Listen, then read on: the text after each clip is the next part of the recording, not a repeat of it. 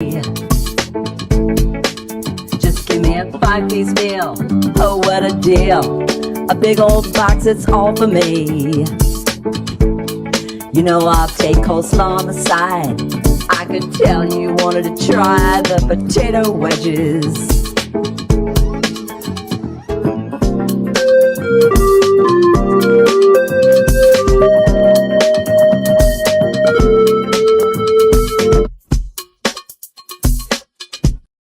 They went from the kings of comedy to the thieves of comedy. Let's take a deeper look into the so-called kings and look at all of the jokes that they've been thieving. Well, I think a lot of them try to even look like Richard. Right. A lot of them cats, Steve Harvey and Tim Reed, they all try to look like Richard Pryor. I'm gonna tell black people something that's different about whites that you didn't know. And I'm gonna tell white people something about black people that you didn't know. Some white dudes you cut in front of don't play that shit though, right? You cut in front of them, all right, cut the First, let's look at dream-stealing Steve Harvey big too fast. Now, I know it's hard to imagine, but Steve Harvey has been stealing Richard Pryor's style for years. I mean, really, look at them. And then if you take the time to look at some of their jokes, you'll see that he is just a mediocre carbon copy of a lot of different artists combined. He stole my material on his show. He did all my Halloween material one Halloween to me. And we couldn't afford no Halloween costumes. Hey, kids, please. Mama sent us down to the liquor store, put boxes on us. Every Halloween, I had the same outfit on. Every year. I just had a brown box. We didn't know what we were. I don't know what we are. I asked my father, could I have a new outfit? And he said, no, just wear the same one. It was just a brown box. I think we UPS, I guess. I don't know. And he just told me to tell everybody I was a UPS. You are not supposed to be at the gas station making life decisions. Used to be, if you put $15 in your tank, you had time to bond with your vehicle. You had time to put the nozzle in and... $4 a gallon? You remember when you used to go to pump and put the nozzle in there and hit it? Be sitting there talking, be on your phone. Hey. At the clicker and look through your car and clean off the dashboard. Hey, what's happening? Be walking around, cleaning the windshield. Now if you put $15 in, you can't even turn around good for that son of a bitch click. Not no more. Ain't nothing going on at that pump except you and that pump. Your ass is looking at that pump.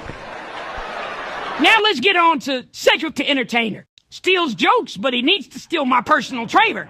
When you see these two jokes side by side, you could see that Cedric stole every portion of the joke.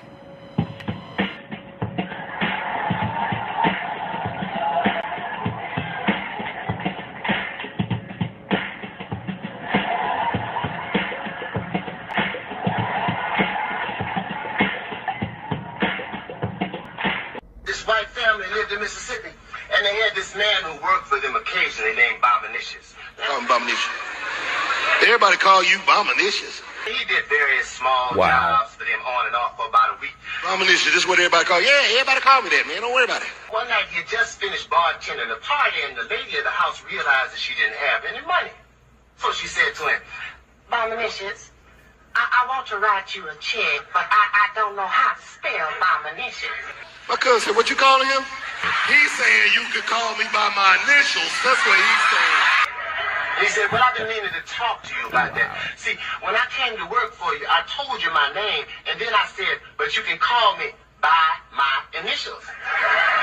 One of my favorite Canadians was Bernie Mac, but unfortunately has been brought to my attention, and he's also stolen some material. Let's see. I can never get on a school bus in the morning. It'd be like, excuse me, is this the school bus? Bus driver look at me and drive off.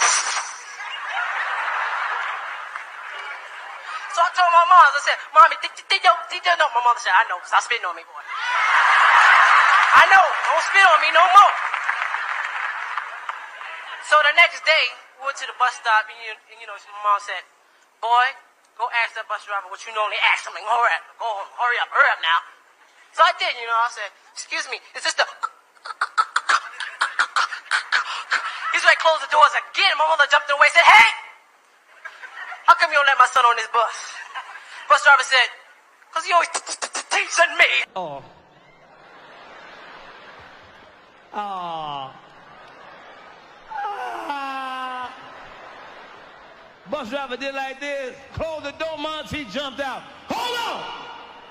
Black son of a bitch! What's your damn problem? Deny my son his education. Bus driver jumped off the bus and said, hey.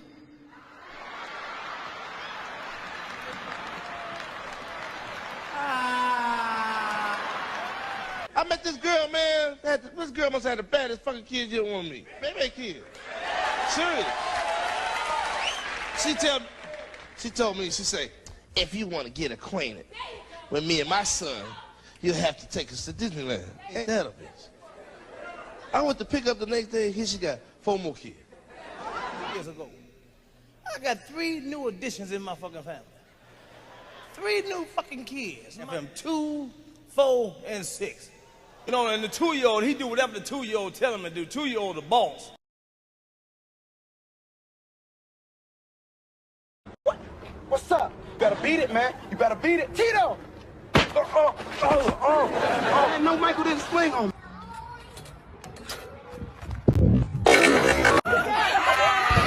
Creeping on the cover, baby.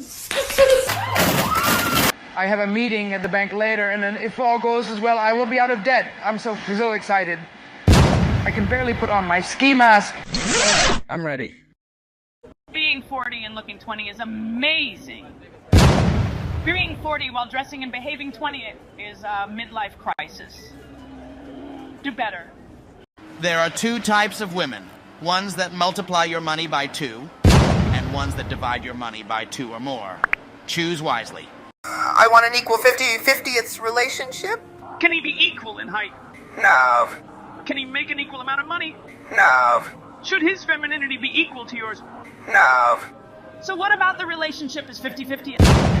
Or access to his money. If a man was a coward his entire life, then joined a gang at 40, would you give him the same respect as a man who's been a gangster his whole life? Hell no! And why do women who've been to Freaknik or on OnlyFans want to be seen as wife material after 40 with kids? Would you rather be tricked into thinking someone loves you? Or tricked into raising kids that are not biologically yours? A modern woman will get into a relationship with a man and tell him she doesn't need him, then break up with him because he can't provide for any of her needs. Women want a good, committed man who will give her the privilege to behave like a single woman. She wants to be able to seduce and entice men with her sexuality while hypocritically denying her man the ability to give attention to enticing, seductive, candidly clad, dressed women. And if the man does not allow her to seduce other men and entice them with her sexuality, he is labeled as insecure. If you take your girlfriend to the same 3 restaurants, she'll complain she needs something new. If your girl cooks the same 3 meals and you complain, she'll tell you to be grateful she's cooking. Baby, I love that you cook for me, but I'm trying to get healthy. Do you think you can learn how to cook some healthier food to help me? Nigga, you should be happy that I'm even cooking for you. I'm tired of going to the same 3 restaurants. I know it's expensive, but I want to try something new. Man, what the fuck?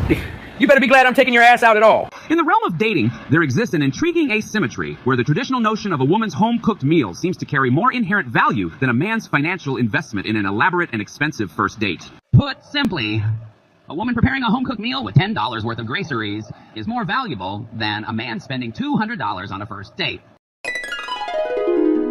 How the fuck can men and women be equal when her $20 home-cooked meal is equal to or more valuable than this $200 date? Based on this calculation, a woman's dollar is 10 times more valuable than a man's dollar. How can we have an equal relationship if your money holds a different value? I know. In today's fast-paced world, eating out, ordering restaurant delivery, or using meal kit services has become increasingly popular for busy individuals seeking convenience. While these options certainly save time, have you ever wondered about the true cost of these choices compared to cooking at home from scratch? We will delve into a data-driven analysis conducted by Priceonomics to uncover just how much money you can save by opting to cook at home. The data is clear. Cooking at home saves you money across the board. Despite the extra time spent preparing meals, the cost per person comes down to around $4, making it a budget-friendly and healthier alternative to restaurant delivery and meal kit service. Pasta-based meals like broccoli, Alfredo, pad thai, pasta bolognese, and soba noodles can save 80 to 90% per serving when cooked at home compared to restaurant prices. Meal kit. Alternatives. Vegetable and pasta-based meals are much cheaper to make at home than to buy from a meal kit service. Meat-based meals through a meal kit are about half as expensive as ordering from a restaurant, but still much more costly than making them at home. Overall savings. Cooking at home saves money across the board, with nutritious and delicious meals costing about $4 per person. Additionally, cooking at home allows you to control the ingredients, portion sizes, and overall nutritional content of your meals. Good evening, ladies and gentlemen. How's everyone doing tonight? Fantastic.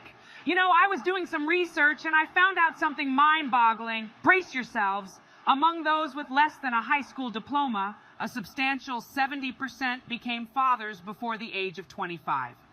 Comparatively, only 14% of men with a bachelor's degree or higher fathered.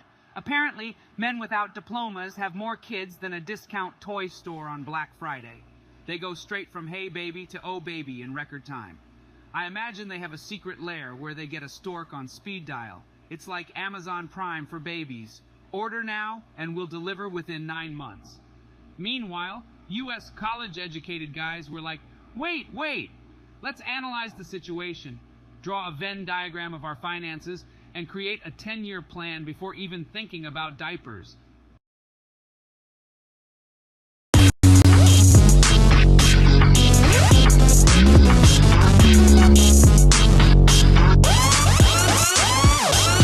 Fatality.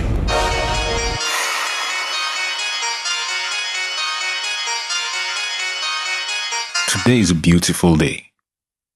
I hope you guys learned something good in class, but I guess you didn't because you're here on campus detention. Tired of seeing all you kids here on campus detention.